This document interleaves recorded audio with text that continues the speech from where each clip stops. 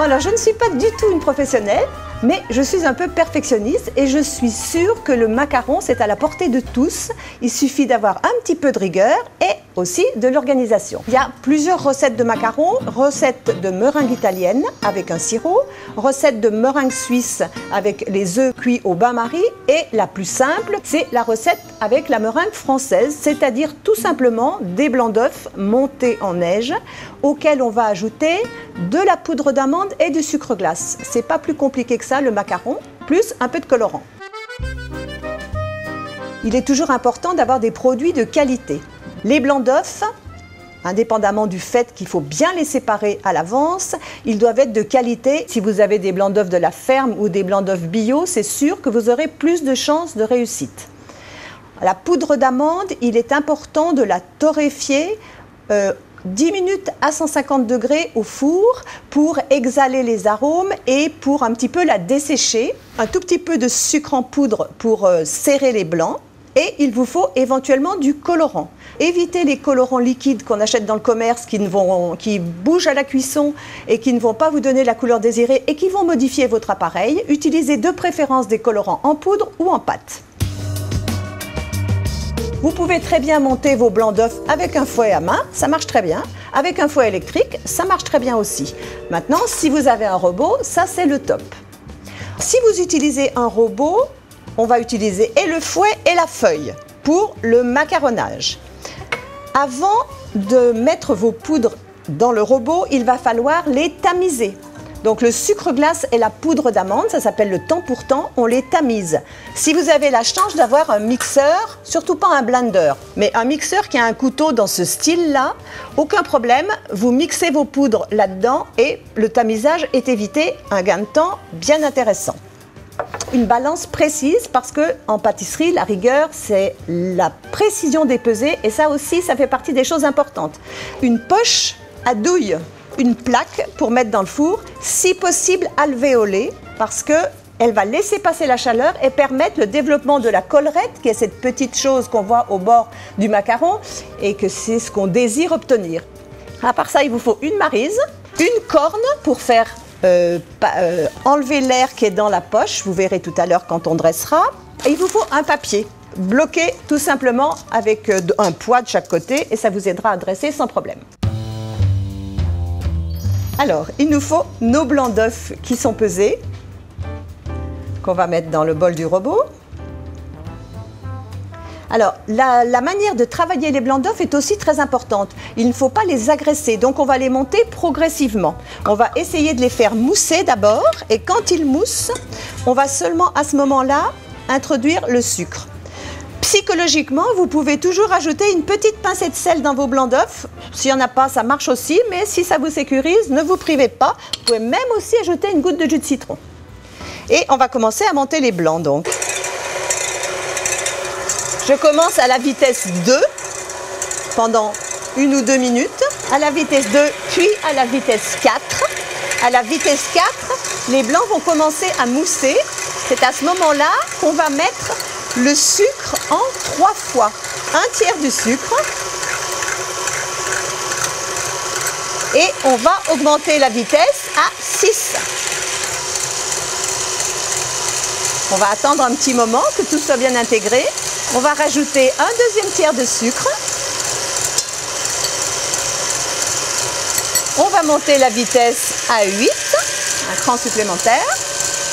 On va attendre gentiment. Et la 3e partie du sucre. Et on va monter la vitesse à 10 maximum. On va attendre que les blancs d'œufs soient fermes. C'est plus intéressant s'ils sont fermes.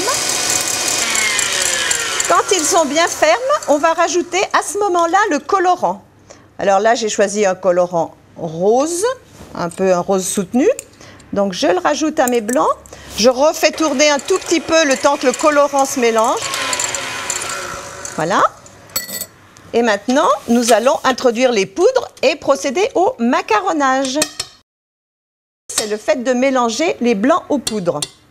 Je vous montrerai le geste à faire si vous n'avez pas de robot. À ce moment-là, on macaronne avec une maryse, qui est donc la spatule en caoutchouc. Autrement, si on a la chance d'avoir un robot, on prend le fouet plat, on met les poudres, là elles sont déjà tamisées et pesées, donc le sucre glace, je vous rappelle, est la poudre d'amande qui a été torréfiée pour exhaler ses saveurs. On met tout d'un coup dans le bol du robot et là, on va procéder au macaronnage à vitesse minimum. Ça, c'est très important. Quitte à soi-même gérer la vitesse au début pour éviter que les poudres giclent. Et après, on laisse tourner à vitesse minimum. On ne doit plus voir de poudre au fond du bol. On laisse tourner 10 secondes et c'est terminé.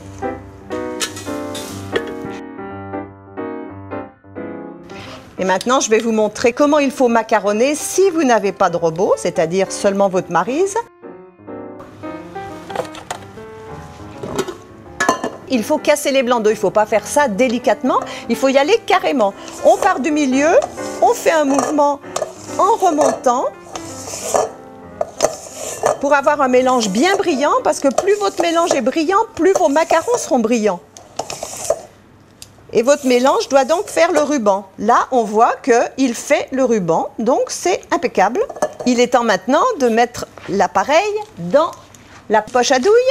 Il nous faut donc une douille qu'on va introduire dans la poche sans la percer. Une fois qu'on a mis la douille avec un petit couteau qui coupe bien, on va couper, comme ça on est sûr qu'on a coupé la bonne taille. Voilà, on a coupé. On a quelquefois peur que l'appareil s'échappe. L'appareil, c'est le mélange du macaron. S'échappe. C'est pas grave, si vous êtes débutant, prenez une petite pince à linge et obturez votre poche avec une pince à linge. On appuie avec sa main pour enlever l'excédent d'appareil sur la maryse. Autre chose aussi, pendant que j'y pense, le macaron est capricieux. Évitez de faire autre chose en même temps dans votre cuisine. Il aime les atmosphères sèches. Une fois qu'on a dressé dans la poche, on chasse l'air. Il faut visser, visser, visser dans sa main pour toujours encore chasser l'air. On met la poche dans sa paume et c'est avec sa paume qu'on va appuyer. Surtout pas avec cette main-là qui ne sert que de support. Il faut se mettre absolument à la verticale et que l'extrémité de votre douille touche carrément, pratiquement la plaque. Il ne faut pas vous mettre à 1 cm, vous allez faire des espèces de crottes et ça ne va pas marcher. Hop. Et on essaye de les faire bien réguliers. C'est plus simple après pour les marier. Et le deuxième rang en quinconce.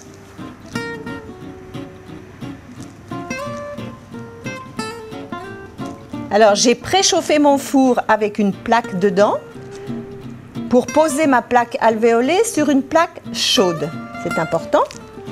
Donc, je garde en réserve mon appareil. Je le laisse bien dans la poche, c'est important aussi. Et maintenant, je vais mettre ça dans le four, tout simplement, sans plus attendre, pendant... Alors, avec mon four, c'est 14 minutes, mais chez vous, ça peut être de 11 à 15 minutes, entre 145 degrés, 155 degrés, voire plus.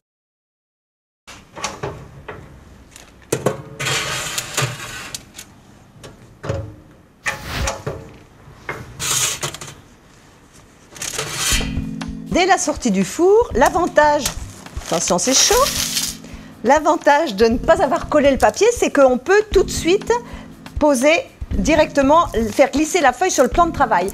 Ici c'est du papier siliconé, donc il ne colle pas, mes macarons vont se détacher tout seuls, on voit ils se détachent très bien.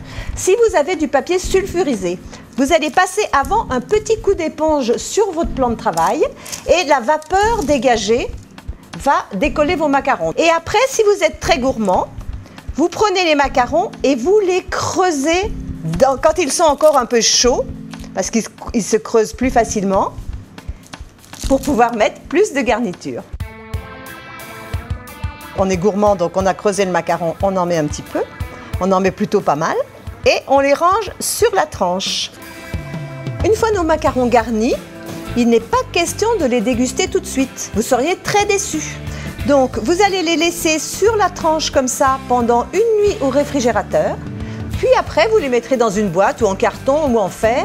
Vous attendrez encore une journée Et au bout de 48 heures, vous pourrez les déguster en les sortant du réfrigérateur 30 minutes, 15 minutes selon la température extérieure avant de les consommer. Et là, vous vous régalez.